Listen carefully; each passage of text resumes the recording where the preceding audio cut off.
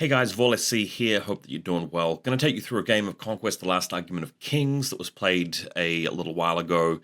After the new patch has come out, of course, playing across the table, it's me with 100 Kingdoms and Andy with Dweghom. Dweghom having received a major overhaul recently. I didn't have an opportunity to go over the details of it in my sort of patch response video. But they've definitely changed. Probably not the time and place to go through everything that they do differently now.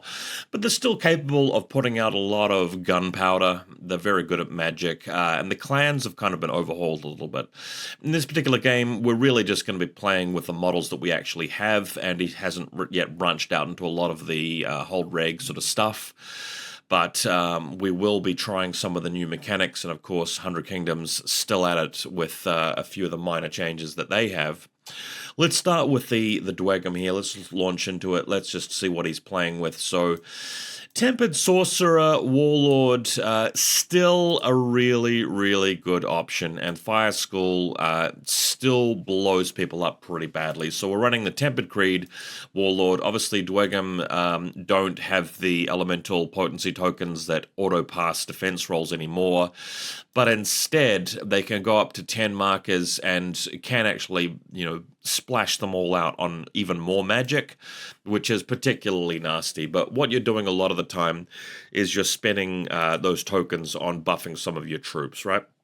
So, is the Tempered Sorcerer on the Hellbringer Drake still one of the best things of the faction? I think that it is. That's what I would be running as my Warlord a lot of the time. Fireforged are different now. They don't have AP2 and they are Barrage 3 base, but they can get Barrage plus 2 by having an elemental power marker, which is incredibly easy to come by. It's just trivial to build up markers, and you'll almost always have the ability to make your Fireforged Barrage 5. Which is pretty good, I must say. There's this new officer in there now. Won't talk about him too much.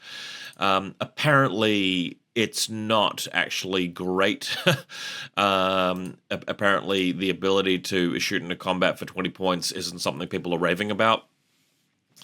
But there's a bit more nuanced detail in that I won't get into. Fireforged still really, really good, though, because the weight of fire that they can produce and their toughness, just really, really nice. And they've been known to fight their way out of a few combats, especially with the help of some of the Dweghom spells, right? Kerawegh, I don't think this guy's particularly great at the moment, and initiates are, they've changed around. They've got Phalanx instead of Defense 3, so they can get up to Defense 4. I do like that you can put the Herald in there for Untouchable. And one of the builds I'll be trying out is the Earth Sorcerer with +1/+1 defense to make them effectively defense 5 and reroll 6s, which should be hilarious. But the thing is, the new Thanes have been power crept up so much that's typically what people are going to be taking, is the whole reg with the Thanes instead of the Kerawegh initiates. And especially now that the Ardent Kerawegh can't put the Rancor spell onto a bunch of Flame Berserkers and get early scoring off from lights. But this is what we're trying out the first game. Lost have a bit of a buff kind of rule where they can give out relentless blows to a nearby regiment, which is kind of interesting. But they themselves aren't particularly special in combat. Lethal Demise 3 doesn't really matter that much. Clash 3 attacks 5, no cleave. Only defense 3, no evasion. I mean, they're not going to be outperforming a lot of other brutes in close combat. Stride, I think this is the one that gives extra speed to a nearby regiment. Dweghom suddenly have become really, really fast. I won't go into all of the different combos for that, but you can actually get a unit really sped up by applying a lot of the different effects that you can get elsewhere around the faction. Tempered Steel Shaper on the Stoneforge. This thing is kind of annoying now. They have buffed it up a lot. But the thing that I kind of find really irritating about it is that it can actually give out a little bubble of untouchable against shooting to nearby regiments. And as if Dweghom weren't already tough enough in that sort of context, it's made them even more so. And again, because this was a weaker regiment for a long period of time, Parabellum just comes along and just goes, okay, weak regiment, we're going to make you a little bit too powerful now. I would prefer them trying to aim to like the base middle line as much as they can, but look, you can't get everything right. Automata now are actually pretty good. I quite like them. I don't think everybody likes them, but I like them. Having the extra speed is really, really nice. The impact's not so much, because even at impact 4, you're only clash 2, and there's no brutal impact. It's not going to be massive. 170 point for a light unit. It's a bit questionable, I think, but I like them. They're attack 6. They can get the extra speed, obviously, and they just have really good early game presence. I quite like them. Fluid formation, obviously, you're not going to take a unit that's larger than 3, so the changes to that won't matter to you very much. Steelforged, on the other hand, these guys are incredible now. They were already pretty good, in my opinion. But being able to go attack 7 and you're already base clash 3, that's insane. And the cleave 1 as well. So, well worth it. I expect to see a lot of Dweghom players running the double steel forged. They are really, really, really good. And you can even just make them hardened. There's no reason why you can't Earth Sorcerer them up to defense 5 as well with hardened 1, which is hilarious. So yeah, very, very strong. Steel Shaper has access to these classic spells here. They're really, really nice. I won't go into the rest of the faction for this video. We mainly want to focus on the bat rep. So going back to my list, I'm running a fairly card-intensive list. Art of War is very, very good in the context of the new the reverted supremacy mechanics, where you get a disadvantage for having more cards, but Art of War obviously doesn't contribute to the actual cards. It just gives you card advantage, so that's really, really nice. Expect to see that in just about everybody's 100 Kingdoms lists. The Elysian Fragment on just your plain unit of knights. I kind of like this. It's an expensive item. 25 points, and there's other stuff you could do with that, but in the context of Theists, where you're going to have the Blessed Knights, you're going to have a little bit of a speed boost on the Knights, and there's the only other thing in this list which does damage is Archangel, Household Guard, maybe. Having something like that to come in and threaten your opponent's toughest unit, especially in the kind of environment we're seeing with Dweghom now being so tanky, and, you know, a lot of the other factions still able to put out a lot of defense. For example, other 100 Kingdoms regiments going to be very, very tough. Euroni, very, very tough. Having something that threatens your opponent with Smite, I think, is nice. So I'm just going to be trialing this particular loadout a little bit more. A Duelist instead of Tournament Champion, just because I want this Noble Lord to benefit from that Smite turn as much as possible, right? Everything else here is pretty much stock standard for me personally. I still run the Armsmaster, Noble Lord, Armor of Dominion block. I just love it. Archangel, honestly, I'm starting to consider the sword version, just because the Archangel, even though it's very tough, gets into the middle of everything and it becomes an absolute focal point for your opponent, and he does often go down. The sword version, though, is guaranteed to get you a little bit of damage before that happens, whereas the spear version sometimes gets taken down before it can contribute quite a lot, and the regen from the spear version doesn't crop up very much. It's a shame to give up the shield, but you've got evasion 2, so if you're up against something that has line breaker or cleave 2, you know, you're going to be coming down to evasion 2 regardless. So for that reason, I'm going to be trying out the sword version a little bit more. It has been buffed for more range. So yeah, maybe let's just get into the game. Let's have a look. So this was played at my house rather than the game store. This is, I believe it's the Maelstrom mission. We've got the two large zones on the side and the smaller zone in the middle. The value that you get from the zones shift. So I believe during the early game and the late game, it's the middle zone that's worth more, and then during the mid game, the side zones are worth more, and there are no objectives to destroy. So we've got there's the forest over here, size 2 forest. Remember, that's changed with the monsters. They don't get obscuring if they're size 3. We've got a little hill over here as well, and one impassable thing here. Oh, these two banana-shaped thingies here are also hills. So I'll be attempting to bring in the Theist Priest with the Militia Bowmen, Mounted Squires, Longbowmen, and Chapter Mage with the crossbows. Turns out that what I get after the roll is everything but the Squires, so we'll be deploying in that order with the characters first to try and draw out enemy regiments. He's just got the Automata here first. This is my personal regiment of Automata that I've painted, but he's borrowing them because he doesn't own the regiment yet. Great to see them from the opposite side. And on my end here, we've got the Mage and the crossbows to the left going into that forest there, and the Militia Bowmen here, the longbows and the Militia Bowmen, just coming up to take advantage of this piece of impassable terrain here. We kind of want to just keep them just tucked in through here to avoid getting charged, and this piece of terrain will help that, and hopefully this character will be able to dish out spells throughout the game, and the longbows can actually shoot arcing fire onto this objective right through the middle. Okay, then that's basically turn 1 wrapped up, so to speak. So turn 2 will be auto-picking the Noble Lord. In fact, I paid for the Forward Force upgrade, so the Noble Lord comes in automatically, and then we're just going to be picking one of these regiments here and rolling for the remainder of them. So what we've got here is the Noble Lord, Priest, and then the Knights coming in. We've got the Chapter Mage at the end, just in case anybody comes into within Fireball range. I am running Fireball as opposed to the Water Mage. An opponent bringing in the Initiates opposite the big objective to my left. And then he's bringing in his Found, or is that the Lost? It's the non-combat regiment. I think it's they're called the Lost, if I recall correctly. So they're just coming in between these two other regiments, potentially able to give them a bit of a buff if needed. Opposite the Automata, we've got the massive regiment of Household Guards just ready to go towards that center. The center's going to be worth more at the start and the end of the game. I do want to keep them closer to the Longbows and the Theist Priest for a bit of support.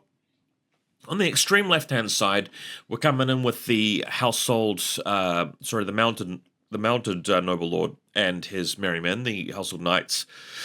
This is the Elysian Fragment Regiment, so what I want to do next turn is move them up to within range to get an auto charge if the Blessed is calculated in, because they do get 2+2 speed for being under the influence of a Theist spell. So 7 + 2 + 1, they need to be within 10 inches of the Initiates. And then if I win the roll, obviously I'm going with Blessed from the Theist Priest Supremacy.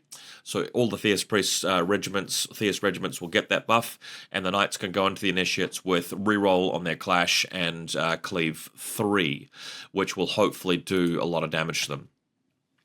Over here, we're going in with the Squires. They are creeping up around here. Again, we're just using that that piece of terrain here to help avoid any charges off from this Automata unit, which has got quite high mobility.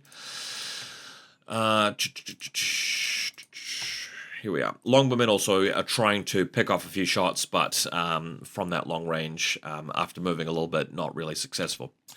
So turn 3 now, we're playing our characters first, and then the Knights are going last. I don't want to move the Knights within March charge range of anything, but the plan is to out-activate them, and then on the very last activation, that's when the Knights are going to move within range of the Initiates to hopefully get the advantage next turn with the Supremacy. By the way, if they do move within range of the Initiates and then I lose the roll and he chooses to march charge me, that means I'm taking no damage that turn, and I can simply pop the smite on that particular counterattack without needing to charge. Because let's face it, the impact hits aren't going to do much to the Initiates, but the smite turn will. So this is how we're looking at the end of that turn. Fireforged coming into my right-hand flank. He's got something there opposite the objective. These guys are a long way away from the Squires, but next turn I might be able to take advantage of the extra speed from Divine Purpose from the Theist Priest spell to march charge these guys and tie them up. And it'll take him a lot longer to chew through the Squires in close combat than it will with the shooting. Over here, so he's moving on to the zone with the Initiates. This is good. It means that in my next, at the end of the activation, the Knights will move in range of them. The Sorcerer can just pelt them with crossbow, AP1s, and fire darts, and the Knights can then hit them with the smite turn next. The lost, moving up very gently close to them, and the mage able to fire back at them with some crossbow shots. Theist Priest just sticking around, not much there that it can do. And then we have the mighty Stoneforge through the middle. This guy's going to be a pain. He will be dishing out a lot of defensive anti-shooting stuff, so the longbows aren't very well placed there. The good thing about their range, though, is they can fire off to one of the regiments off to the side and hopefully avoid the bubble. The plan here, though, is to get through the automata with the halberdiers and then hopefully hit that big giant with the household guard. They have just cleave one, but they have so many attacks that hopefully they can shoo through this guy. If I recall correctly, he does not have any hardened. Let's take a look. So just defense 4, I say just, but no hardened. The problem is his healing and the 20 wounds, so if you don't kill him quick enough, he may just stick around for too long and the rest of the Dweghom can catch up and outposition you. So there we have the Archangel moving through. This is standing between the Household Guard and the crossbows. What I'd really ultimately like to do is to move in to this regiment here and keep that tied up with the Archangel while the Knights come in here with the smite onto the Initiates, and then the Household Guard move up into this zone, getting points from it, and combating the Automata and the Stoneforged, and they will receive a bit of healing then from the Archangel's regen. But for that to happen, it's almost like I need all the regiments to activate at once. What's probably going to be the outcome here is a bit more of a messy situation where some of his regiments activate before mine, and we end up with a unique sort of brawl. So then we have the Hellbringer Drake. This is pretty well positioned, I must say. It's coming in behind 3 other regiments to block for it, and it's going to be able to unleash a horrible amount of firepower and magic onto everything I've got here. Luckily for me, the Sorcerer that I've got has the Spell Interference. One move that I could have made this game but didn't was to use the the Mage's anti-magic ability, which not people remember, but it is a thing, Elemental Vortex. So you can target a friendly regiment and cancel 2 successes from an enemy spell, so that if you know what your what the enemy sorcerer is going to target, you can protect the regiment. So let's say that I send the Knights into the Initiates. If they have that Elemental Vortex on them, then it's going to really save them a lot of pain from that Sorcerer hitting them with a double spell. But of course the Sorcerer can just fire at something else, so it's quite hard to use effectively. Over here, the Mage, we just talked about it, Fireball, Fire Dart, and the crossbows, trying to get a bit of damage onto the Lost there, but not too much that she can do. And of course, now the Tempered Sorcerer is pumping out the Elemental, the Magic Interference. So then we have this play here with the Halberdiers double marching onto this zone. Totally fine for him to attack me with the Automata. I am pretty defensive here with the Household Guard, with the defense 3 rerolling 6s. I can afford to take a couple of casualties, and next turn is going to be the Supremacy turn, where they'll also have Blessed against a lot of stuff there as well. So happy to try and take the points. And then over here, one of the later activations in the turn, the March Charge from the Squires into the Fireforged to prevent them from moving on to that zone to my right and to contributing to the combat. Like, one thing I don't want them doing is double marching up next to the Stoneforged and firing directly into the flank of the Household Guard with effective range and +2 barrage, so it's like barrage 6 or something crazy, cleave 1, AP 1. I've got Armor of Dominion, but that many shots is going to be painful. So that's why they're there. And of course, as we promised, the last activation from the Knights moving up, so we're just within that 10-inch distance from the Initiates, because we want to then just slam into the front, and if he brings his Lost in to flank me in return, that's fine. The Archangel then hits them. I've got these guys in very, very close range as well, and I can start trading quite effectively. Okay, so this is the end of turn 3. That's the zoom out. We've got very little activity on the right-hand flank. I've blocked his Fireforged, and I'm not deploying anything onto that zone just yet. We can creep up on that zone with the Men-at-Arms later in the game. But the left-hand flank is where everything's happening. I am in position to get some really good charges off, but I am going to be having to deal with 2 Dweghom monsters and all of the elemental potency stuff that he's been saving up. So, the command stack order, pretty important. The Noble Lord going first for popping Elysian Fragment draw event, and then Entourage into the Knights. Then we're hoping to get the Archangel to get into the Lost to prevent them from flank charging the Knights. And then after that, the activations aren't particularly important. Household Guard going last, just because I know that if he charges me with the Automata, it's going to block any further attacks from the Stoneforged. And if he goes in with a Stoneforged, I can attack him straight away. This is the feat turn, the Supremacy turn. So still War Machine thoughts there, the old terminology. Did play that game for many years, but they will have Blessed, as will all the other Theist regiments this turn. So that is the thinking. All right, so 100 Kingdoms win the Supremacy roll, the Knights charge the Initiates, do a bit of damage with the impact hits, and then of course it's Smite with the Clash, and that destroys all but 1 remaining stand of Initiate. So that helps to clear out that flank and really serve me quite well. So there you go, that's the outcome. This stand of Initiates only has a few wounds left, and there's the character, obviously, and the Knights are all at Cleave 3 at the moment, which is amazing. The Kerawegh activating, and this is interesting, my opponent choosing that as the first card, thinking that what he wants to do is put out some kind of defensive spell or offensive spell on the Initiates and then activate them before they get charged by the Knights. If it had been me, I probably would have gone with the Lost or the Hellbringer first, just to get a bit of damage on the Knights or get in the way in case Dweghom wins the roll. One hilarious thing that happened, though, is my opponent decided to duel the mounted Noble Lord with the Ardent Kerawegh, because Dweghom have got this new rule where you keep dueling until until one character dies, and if your opponent declines, then your regiment becomes awakened, which is quite fun. That wouldn't have helped the Initiates, by the way, but he went for it anyway, just to get the, just to go for the duel. He does have Tenacious, which is really awesome in duels as well, because that's Tenacious for the Kerawegh, not for the Initiates.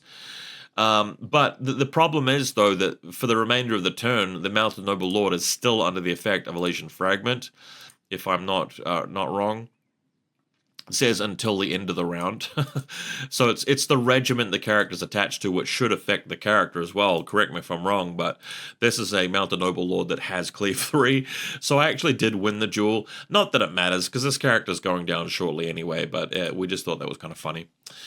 So, because he's actually activated that as his first card, I can go straight into the Archangel, which can then march charge these guys, preventing them from getting into the Knights. But the march charge impact hits doesn't do very much to these big brutes. And that's why I'm starting to feel like maybe the Sword Archangel is the way to go, because that Flames of Vengeance would do the regular impact hits anyway, plus another 8 smites, which drops off at least a stand, if not 2 stands here, of these guys, and that would be huge value for the Archangel before it starts getting ripped up by the Hellbringer Sorcerer. All right, so these guys walloping back against the Archangel, doing a bunch of damage to it, softening it up for the inevitable Hellbringer. Then we have the Automata charging straight into the Household Guard. These guys are able to use Blessed, whatever they need to shrug off most of the damage here. So the Automata, although they are kind of souped up with the extra damage, extra impact hits or whatever they have there, they will get trashed by the Halberdiers later on in the turn.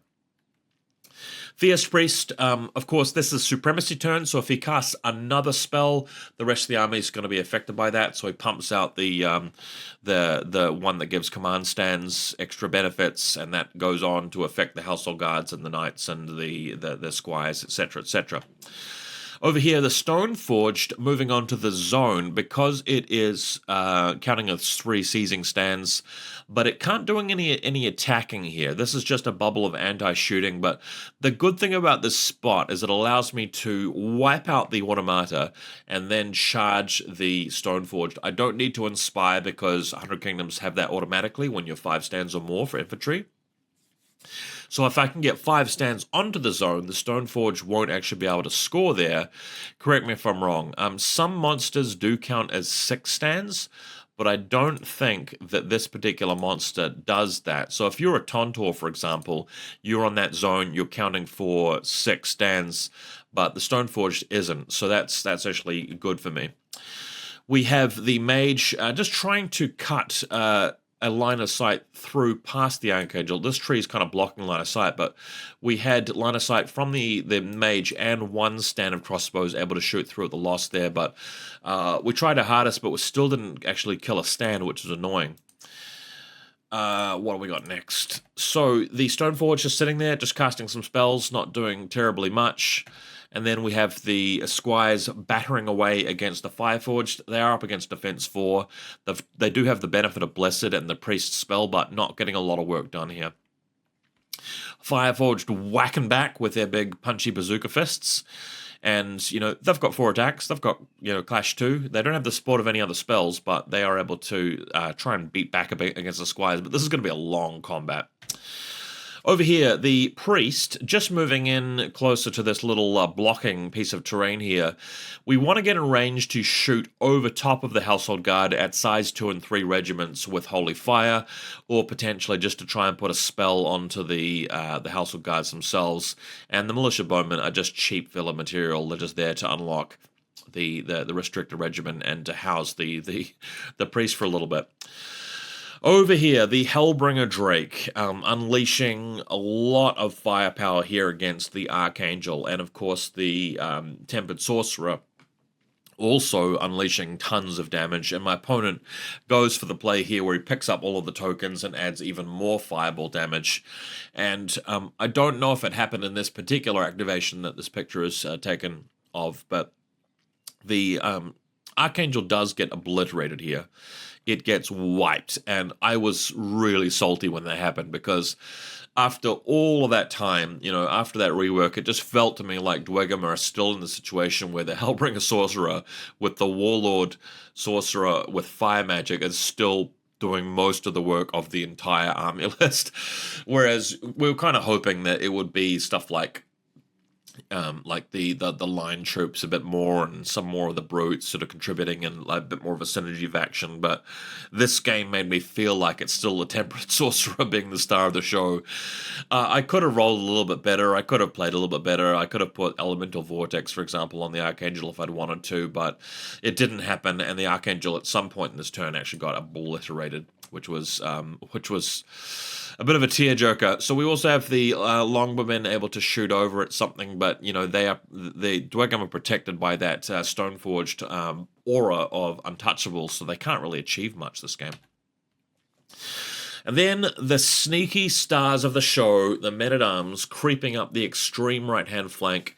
They are trying to make it to this forest here, where if they have 3 stands here, they can be touching the zone and also benefiting from the obscuring of the forest, and they can just camp. And my opponent really just has 1 more unit of Fireforged and Steelforged to deploy, and if he commits too hard to this side of the table by deploying them over here, yes, he may be able to take that zone, but I might be able to win on attrition, which would cost him the game. But if he brings them over to help out the Hellbringer Sorcerer, these guys might succeed in creeping up to the zone, and after the Fireforge beat up the Squires, I can take the power of the Theist Priest magic and the longbows over here to help out the Men-at-Arms, and if they're only up against like 1 Fireforge regiment, I'm easily going to be able to take this zone. So that is the tactic being used here. Hopefully it works. Alright. So, with that in mind, my opponent brings in another unit of Fireforged, and he just marches them on and blasts the Squires, although this is problematic because they're only Volley 2, and the Squires still have Tenacious 1, even though they got downgraded from Tenacious 2 again, shooting to Tenacious 1 after the update. This doesn't do a hell of a lot, so it's going to be a very slow roll onto that objective. The Men-at-Arms are going to make it to the objective first, and if I can contend with these 2 units of Fireforged with the Squires, Men-at-Arms, Longbows, Militia Bowmen, and Theist Priest, if I can do that, then I've got this entire side of the board to score from. Over here, the 2nd Regiment of Household Knights moving in. At this point, after losing the Archangel, I've realized that I'm on a bit of a timer here. If the game just continues for another like 4 turns without the Hellbringer being threatened, those guns and those magic spells are going to probably obliterate everything on the side of the board. If enough time has been contributed. So the thinking is that I could go for a bit of a Hail Mary next turn and march charge the Hellbringer with the Knights, or at least put them somewhere where they'll get the benefit of the Noble Lord's reroll 6s on their armor, which allows them to tank some damage, and then just buy enough time for maybe the Halberdiers to get into combat with the Drake. But the Halberdiers have got to contend with the Stoneforge, which is going to take a while to kill. So this is, more of a hopeful play. I could put them on the other side against the Fireforged, but I don't feel like I need to. This is where I kind of need to pull through. Over here, my opponent sees that and goes with the Steel Forged. And these guys are here to threaten this other zone with these Knights here. What's likely to happen next is the Sorcerer is going to turn its attention on these Knights, then these guys can sweep in and pick them up, and these guys are going to be able to score from this zone, and there's not going to be much that the Sorcerer and the crossbows can do about it. So that's what's going to be difficult coming up next. Over here, the Halberdiers absolutely crush the Automaster, and that will give them time to move over onto the zone. So that's where they're going to end up in combat with the Stoneforged, with 5 stands or 6 stands on the zone, enabling us to score. And this pulls the 100 Kingdoms ahead into the lead in terms of scoring, because we're getting the middle zone and the left zone with the Knights, and nobody's scoring on my right. So this is a bit of a zoom out view of the end of turn 4, effectively. So I'm scoring over here. The Knights victoriously picked up the zone against a couple of initiates that are still there.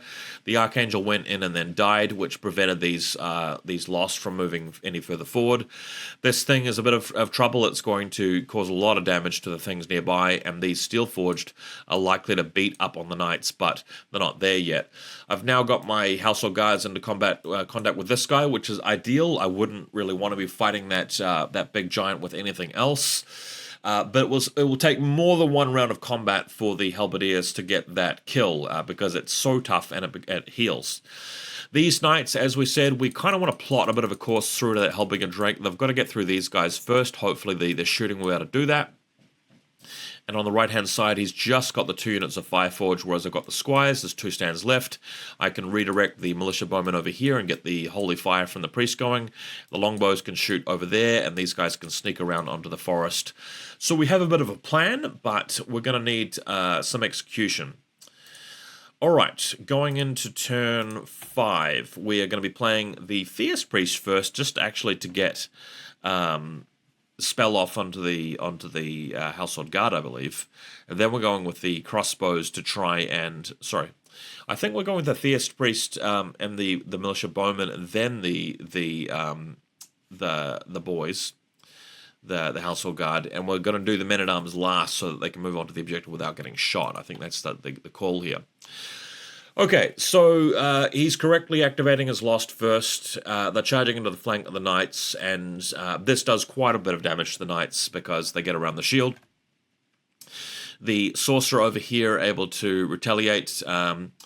So excuse me, let's go back a second. That is not the Priest activating first, it is the Mage activating first. What I wanted to have happen was the Mage and the crossbows to activate with a fireball and a volley of shooting into the Lost to break them, preventing the charge into the Knight. So that was the plan. Excuse me for misspeaking earlier. But I didn't activate first. He won the roll, so these guys go into the flank first, do some damage, and then the Sorcerer picks up where we left off and fires at them. Still not wiping them out, by the way. So that happens, and then the Hellbringer Sorcerer, I hate this guy, absolutely blasting the Knights with a lot of spell damage and blasting from the dragon as well. Over here we have the combat, the brawl between the Stoneforged and the Halberdiers, of course, not wiping him out though, taking him down to about 50% health. This guy has got a few things to say, and he's pointing to the action there. I love it how he just directs his beast into combat by just telling him where to go. Over here, the Mounted Noble Lord and the Knights are finishing off the Initiates, but there's not much left they can do.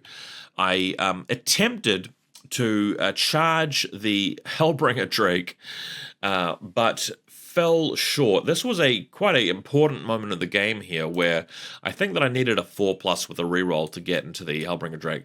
If I'd been able to do that, it kind of locks them in place and allows these guys to sweep in for the next turn. But if I roll a 1, 2, or 3, which is what actually happened, they just scoot forward a little bit, and makes it even easier for the Steelforged to charge them. So a bit of an unfortunate situation, but I have had some good luck elsewhere in other turns, so I'll take it. These guys are about to get obliterated now, so it is what it is. Over here, the Stoneforged whacking back, slapping down 1 or 2 stands of Halberdiers, but he can't chew through them very fast without a lot of cleave, and the Noble Lord able to suck that one up. Over here, the eternal combat between the Squires and the Fireforged, neither side making a lot of progress. We have the Theist Priest considering a bit of a reform, potentially getting a few extra shots onto the Stoneforged. Part of the theory here is that if I can get a Holy Fire onto him, or a couple of Militia Bowmen shots through, even 1 or 2 wounds might make a difference, because the next turn I want to destroy the Stoneforged and then charge the Hellbringer Drake. But if I leave him on like 1 wound, that could be catastrophic, because then you have an entire round of fireball spells and Hellbringer Break shooting into your boys, and I don't think they can sustain that. So we also had a bit of a move out with the priest as well, and then over here we have the Fireforged just moving up a little bit, moving shooting against the Squires, but as you can see, they're kind of slow. They're not going to be able to make it to that objective, and that's quite a critical point for me. Over here, the Longbowmen attempting to shoot at the Stoneforged. Again, it's got defense 4. It rerolls 6s. They're not expecting very much here, but I'm desperate to get it within range of that fatality there for the Household Guard. On this side, we've got some Steelforged, just pondering what to do there. They end up just bashing the Household Knights, completely obliterating them, and getting onto the zone to score some points. So this is how Dweghom comes back into the game, camping the objective, and just absolutely tearing apart the Knights. Speaking of Knights, we have the other regiment of Knights just marching through now and attempting to get the Longbomb charge onto the Hellbringer before it can shoot again. If they can do that, it buys time for the Household Guard. These guys can turn around and charge me for sure, but then they give up the zone, and it just gives me a bit more time with the crossbows to shoot at them. So that's what these guys are there for. They're the sacrificial regiment. And unlike the other knights, these guys are a bit faster. They successfully passed their Longbowmen charge. I think it was a 5+ with a reroll, so doable, but definitely not reliable. But unlike the 4+ reroll that I failed, these guys succeed, and we get the charge in against the Hellbringer Drake, picking off a few wounds with the impact hits, and then next turn I can force all the attention onto these knights, and they are within that bubble, that beautiful bubble from the Noble Lord on foot, able to give them the reroll 6s, because the distance between that corner and the Noble Lord in combat with the Stoneforged isn't that far, which is amazing. Alright, so another look at the action there. You can see how close they are to the Halberdiers. And we have the Tempered Sorcerer now activating and having to fire some spells into these guys, crippling them pretty badly, of course. And then quietly, sneakily, the Stealthmen, the real rogues of the faction, the Men-at-Arms, creeping onto the objective to score some points in the mid-game, which is amazing.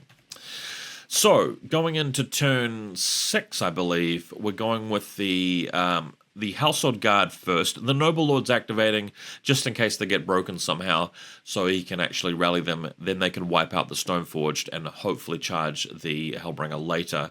And then we're going with the Men-at-Arms last.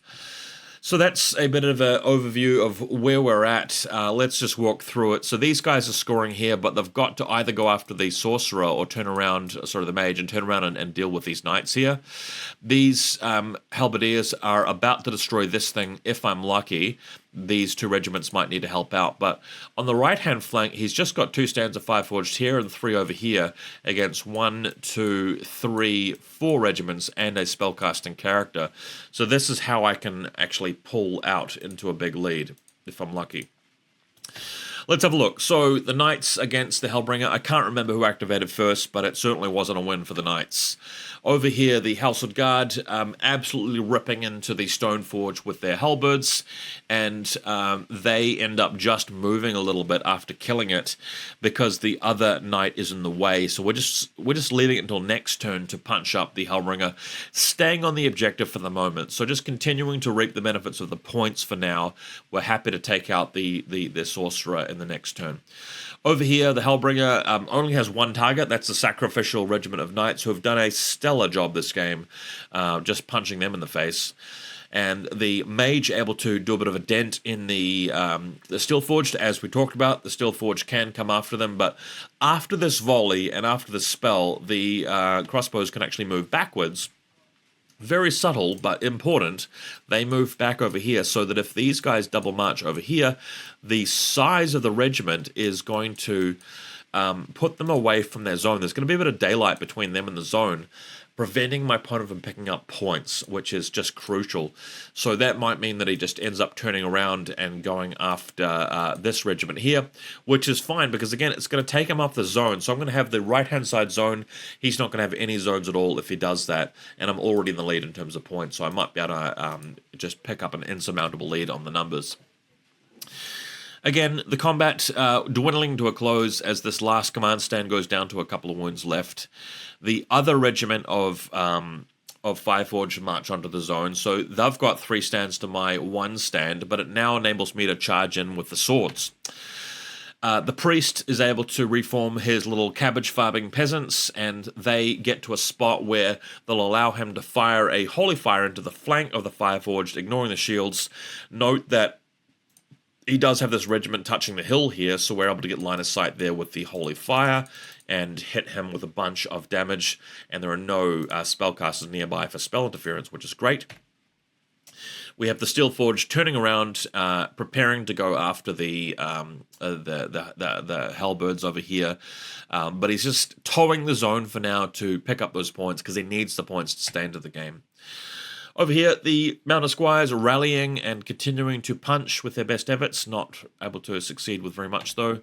And the longbows, at this point, can shoot at the Fireforged at the top right of your screen there, because there's no more Stoneforged on the board. So there's no more Untouchable.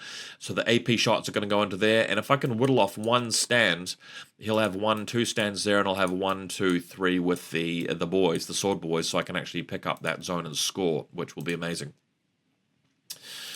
Good. Okay, so there they go. The swords charge in there, and they're able to get a few hits off. Nothing major, but the critical thing is that we shave off 1 stand, and we're able to score from the side zone. And that leaves us with this in situation here, where it's pretty much in the bag for 100 Kingdoms now. I'm well up on points. I can charge this guy potentially, but even if he wins the roll, probably the best thing you can do is just to reform and march over here, and then try and beat up that regiment with the Steelforged. He probably won't even beat this regiment, but then he'll only be scoring the zone, and I'll have this one over here. So that should put me into a comfortable victory by the end of it. So let's just whip through it. I do win the roll, so the Halberdiers go straight into the Sorcerer and just wipe him out, which quite easily wins me the game there. These guys are able to march and possibly just charge straight into the Halberdiers and do a bit of damage. But again, I've got a pretty chunky reroll 6s, Noble Lord there, and of course Armor of Dominion, so they're able to survive. And the Theist Priest moving ever forward towards the Fireforged to eliminate them with some magic. And this is just a bit of a snapshot of where we ended up at the end of turn 8, 13-5, and if the game continued, it would have been me scoring on 2 out of 3 of the zones for the last 2 turns, which would have been a comfortable lead. So that was a fun one. I felt like I played the game very well, but I am going to rejig my army list a little bit for upcoming games. This has been a very good experiment, but I think that the way to go with 100 Kingdoms is a little bit different. I'm going to be trying out the sword version of the Archangel.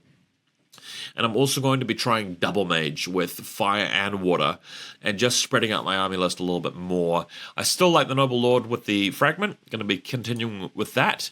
And I still love the Household Guard with the Armor of Dominion, we'll stick with that. But I do want to try out double mage. My opponent, I think, will be attempting a bit more with the clan stuff. I think with Dweghom, we're going to be seeing a lot of Thanes in the near future, and a lot more of the Steelforged, and probably continuing to be seeing the Hellbringer Drake. I don't know about the Stoneforged. I think on paper he's very, very good, especially against shooting heavy lists, but against armies that just want to grind you in close combat without having to rely too much on shooting, certain Old Dominion builds, certain Euroni builds, I think that the Stoneforged might actually be in a bit of trouble. Anyway, that remains to be seen. Hopefully you guys enjoyed this one. We'll be back with some more content soon.